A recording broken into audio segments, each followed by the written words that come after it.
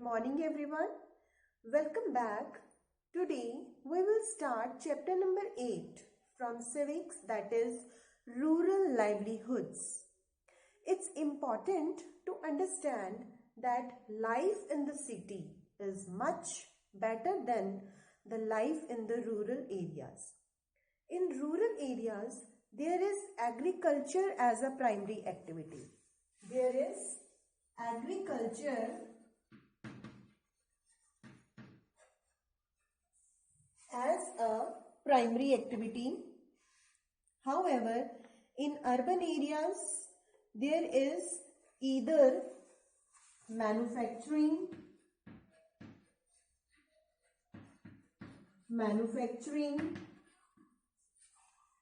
or services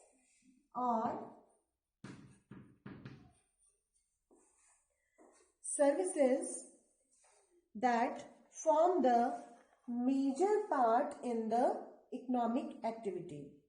Now, we will talk about primary activity, secondary activity, and tertiary activity.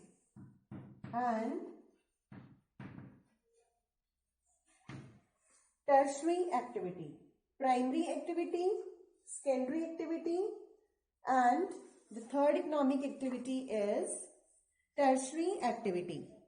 So you have primary activity, agriculture in the rural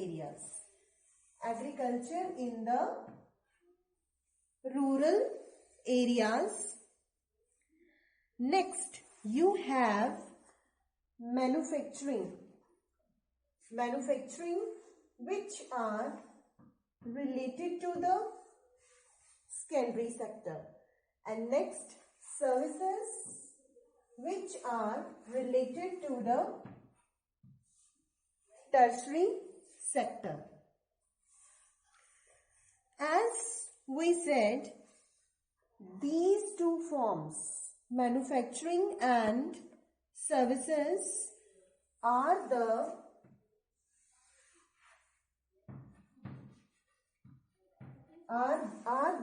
urban sector activities, and agriculture are the predominant activity in the rural areas.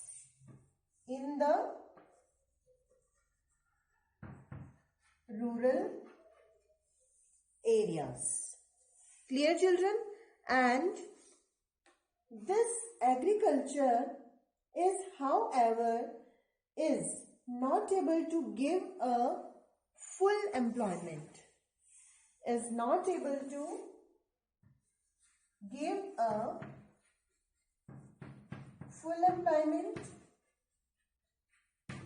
or full-time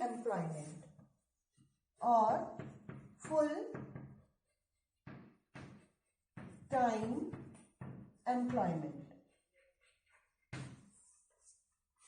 Clear? Because look at the picture.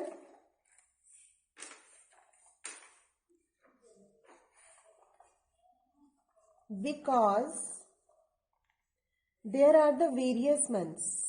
Have you clear? There are the various months in which you have a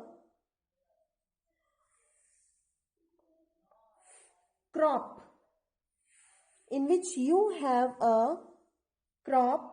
where you are preparing saplings. Have you clear? Where you are preparing saplings. In the month of June, then you are transplanting the saplings. In the month of August, and then you are weeding it out. Weeding it out it in the month of October and finally harvesting it in December. Then what happens? Means you have employment during these months. Clear, children? And when you are either preparing saplings, transplanting, weeding and harvesting. However, the other 6 months, what would happen? You would either be engaged in other activities in urban areas. In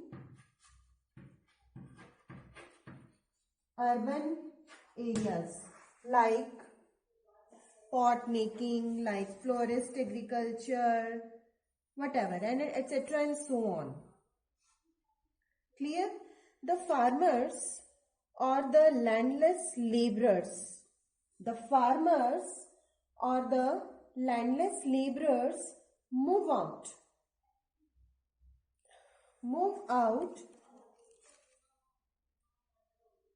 from the rural areas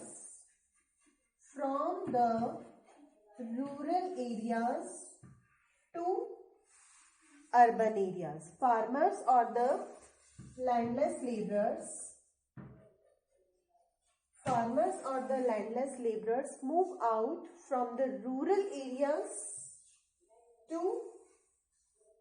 to urban areas to get some jobs during 6 months and come back to the rural areas when required. So there is one thing that they could sustain. The other way could be in the village itself. He finds out the certain areas. So let's say he is loading, he is working with quarries, he is working with some mining,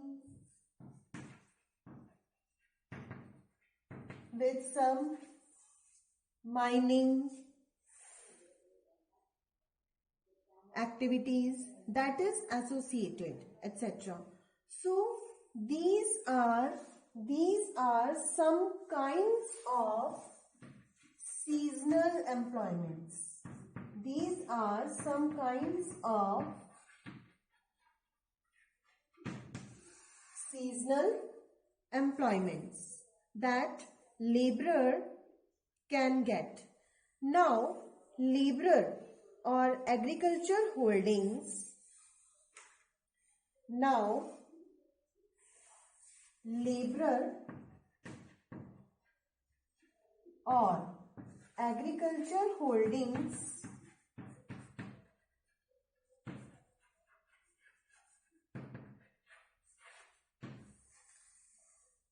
agriculture holdings can be classified into 3 types. How many types?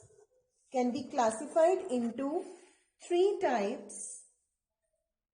Number 1 is landless laborers.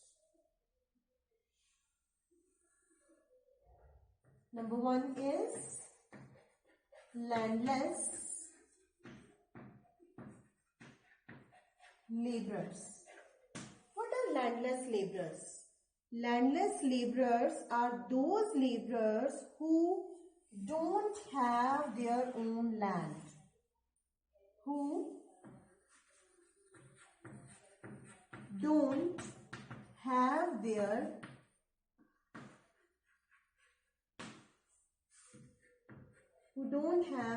own land. They work on others people's land and get a daily wage and can get a daily wage, for example rupees 100 or rupees 200 a day. On the other hand, you have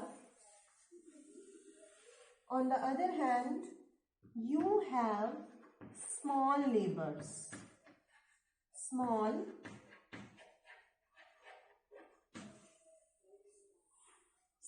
laborers, a person who have small plot of land.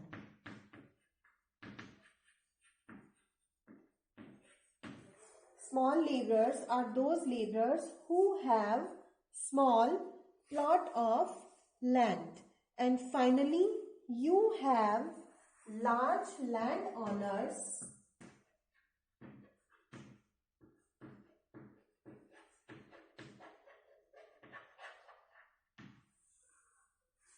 Large landowners who have larger plot of land. Who have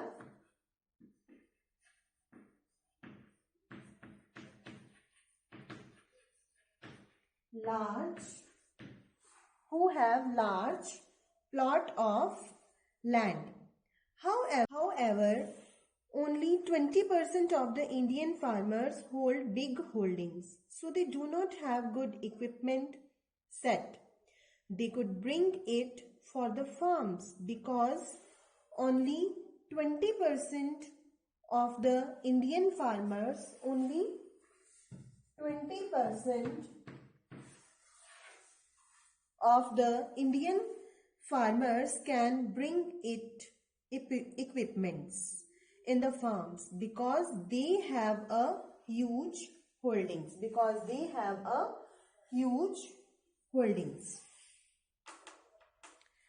This is a large holding. Clear, children? Let's take an example. If I bringing a tractor, if I bringing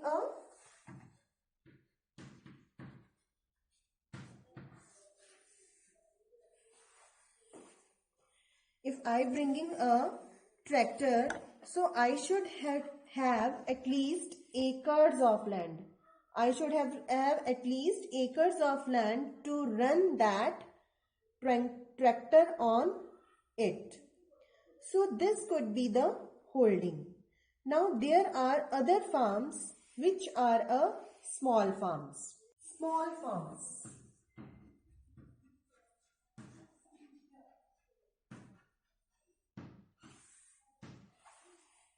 Clear?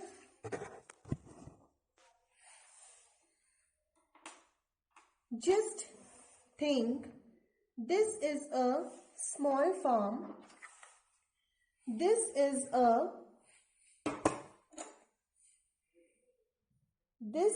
a small farm, and a small farmer has 4 children.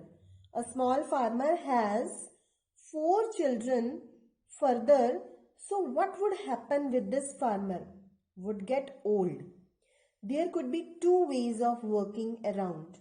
One is the farmer maintains his piece of land. Maintains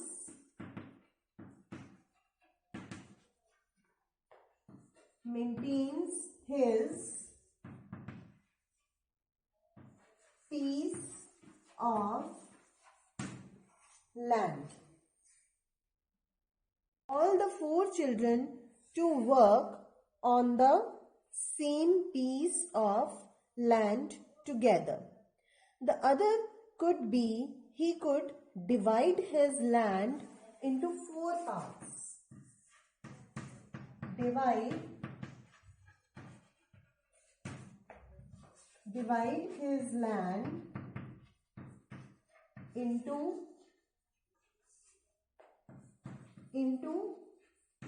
4 parts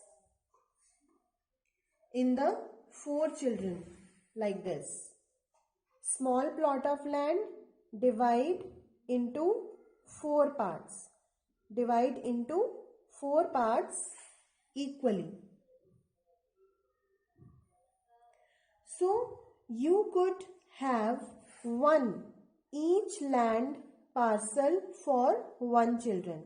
So you have four sections. You have four sections that you could have divided here. So now what has happened here? The size of the land has further decreased. So you have a small land holding.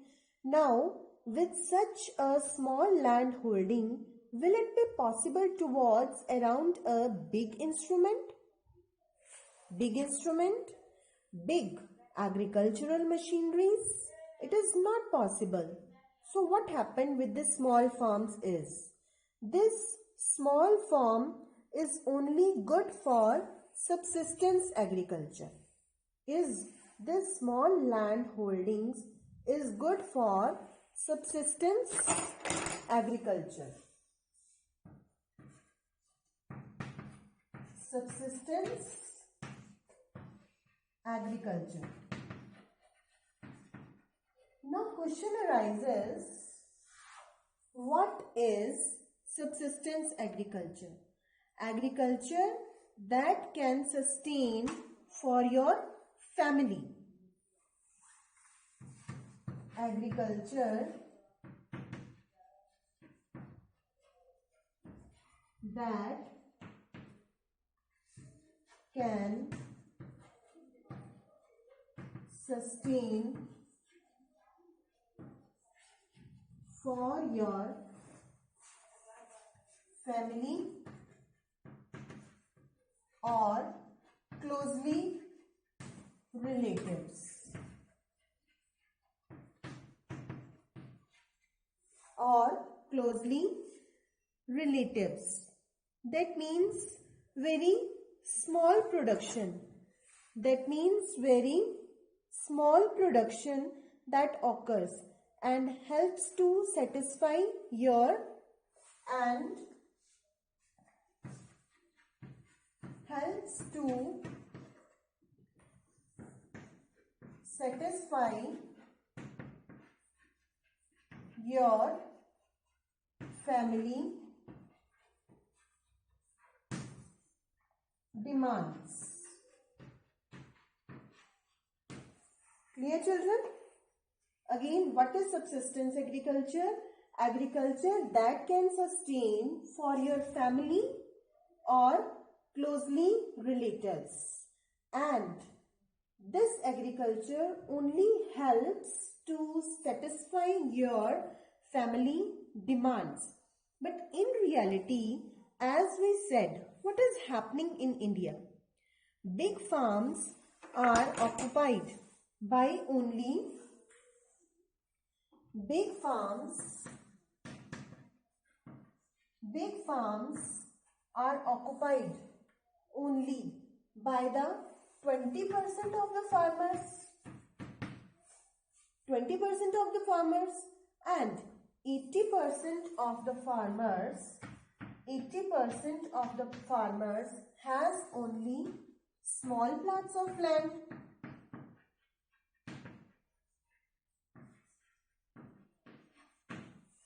Small plots of land. So those small plots of land are further getting smaller and smaller. So let's say in this book you have a case study about Kalpattu village. Kalpattu village.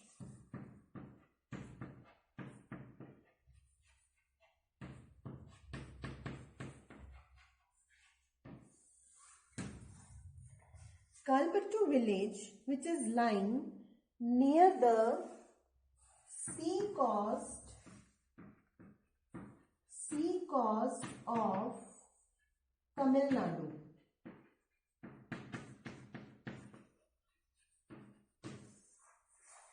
Sea coast of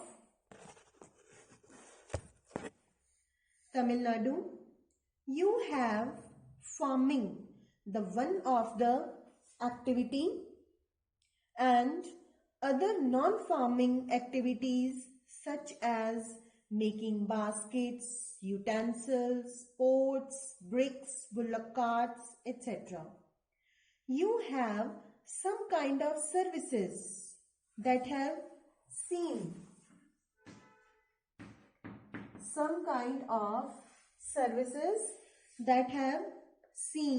these are blacksmiths, nurses, teachers, washermen, weavers, barbers, cycle repair, mechanics, and so on, which are now coming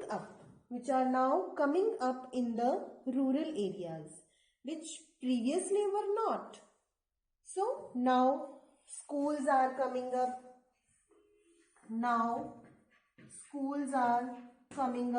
Hospitals are coming up, and these are entering in the rural livelihoods. Now, as we said, two-thirds of the land production, two-thirds of the land production is done by agricultural laborers, most of which are landless laborers, means laborers who those landless laborers, those who have not their own land, they work on others people's land. So what is the economic status going on in the rural areas? So the economics is that I am having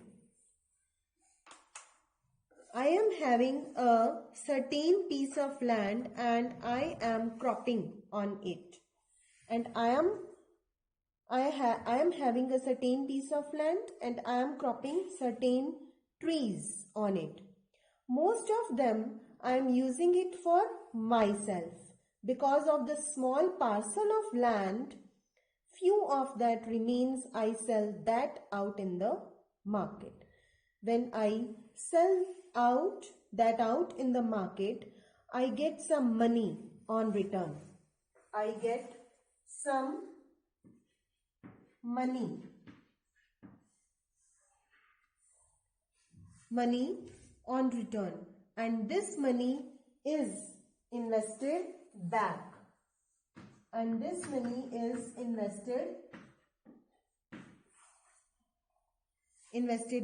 the form of seeds, in the form of fertilizers that is used for the small holdings. What would occur for the big farmers? For the big farmers, when they sell out in the market,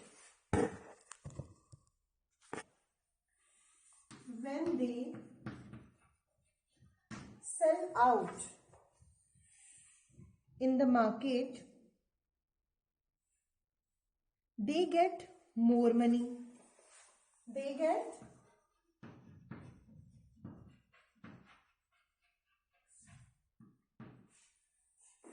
get more money. So when they get more money, they could invest more.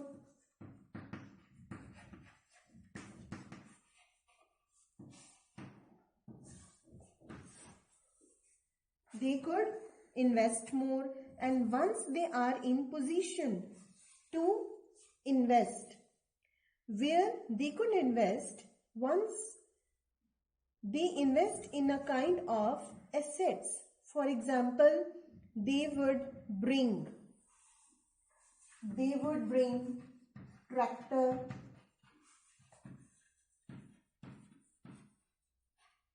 they would bring large machineries,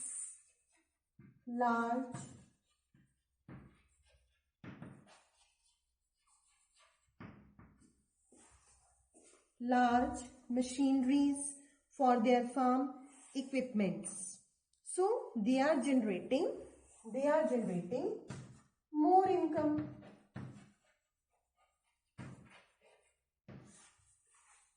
Clear? They are generating more income. Since they are generating more income, they are investing more. They are investing more. Since they are investing more, they are getting more and more and more returns. Since they are investing more, they are getting more and more returns. Clear? So and so, this is a cycle. This is a vicious cycle. So a rich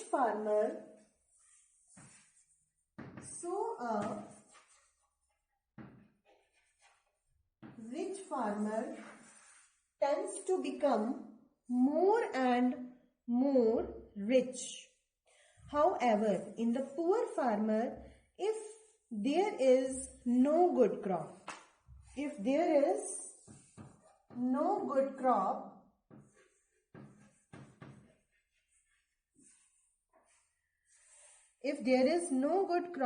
what would happen? He would have to borrow money.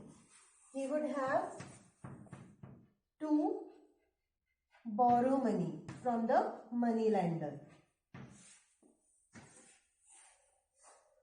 Clear? And when he would borrow money, what would happen? He has taken a loan for the seeds, for the fertilizers, taken loan from the money lender to borrow seeds, fertilizers,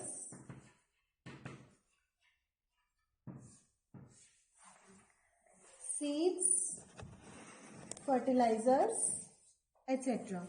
But there could be either poor quality seeds, there could be pest infestation, there could be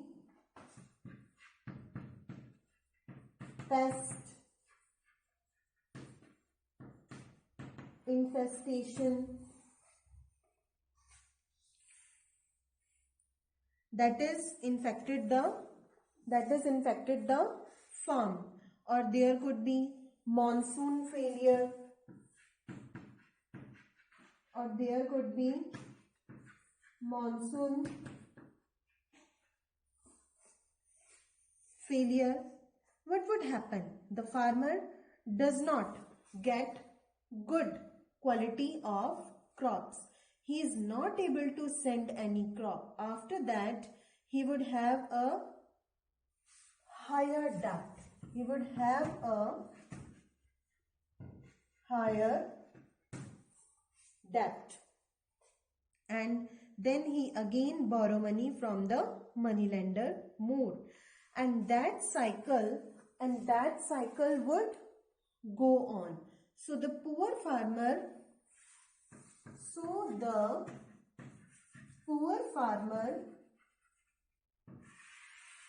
tends to become more poor and poor. And in this vicious cycle that he struck up. So in this case, the farmer can lead to distress.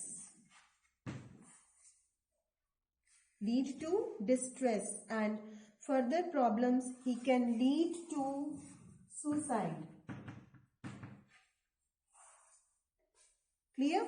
So this has been common in the farms of Odisha, where you can hear the news of suicide due to either drought, lack of water, lack of rain, scarcity of rain, etc. Now, these are the scenarios are still changing because people are borrowing from the government agencies. People are borrowing from the government agencies. Till now, private money lender from which the villages used to borrow private money lenders used to charge the huge amount. That for example 20% to 30%, 20% to 30% for the amount they have borrowed. So if I borrowing 100 rupees, if I borrowing 100 rupees, I have to repaying him with interest. I have to repaying him 120 rupees back. However, with the coming up of the government institutions in the rural areas, the rate of borrowing has been decreased to nearly 4% to 5%. Again, let's take an example. If I borrowing 100 rupees, I have to repaying him 105 rupees. Clear? At the end of the day. So that's how the economic work, and this become the prime focus in the political science, because with this we try to understand how things go on. Again, one of the case study in this chapter that has been important yet, that is terrace farming in Nagaland. Terrace farming in Nagaland.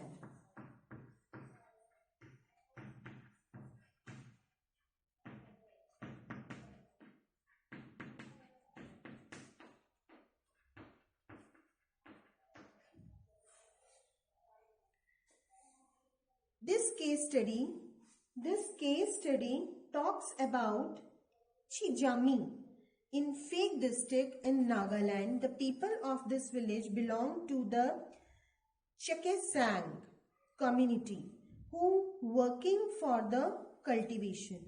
Which community?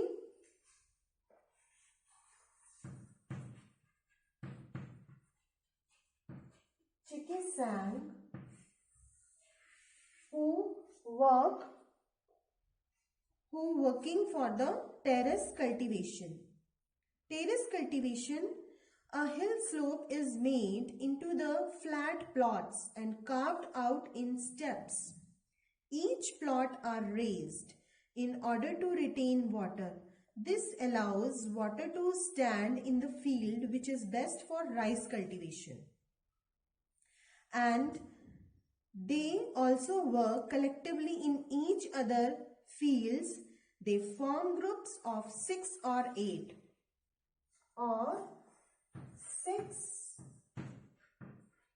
to 8 groups they form and take an entire mountainside to clean the weeds on it. Each group eats together once their work for the day is over. This goes on for several days until the work is completed. All this shows system of rural livelihoods could perform much better. Let us consider an example of Amul company. Amul company, have you listened the name? Amul chocolates, Amul's ice creams, Amul milk. You all know it is a famous brand for milk and milk products. It provides opportunities, several job opportunities for employment, and also helps the dairy farmers by buying their milk from door to door, which helps them to earn their livelihoods from home.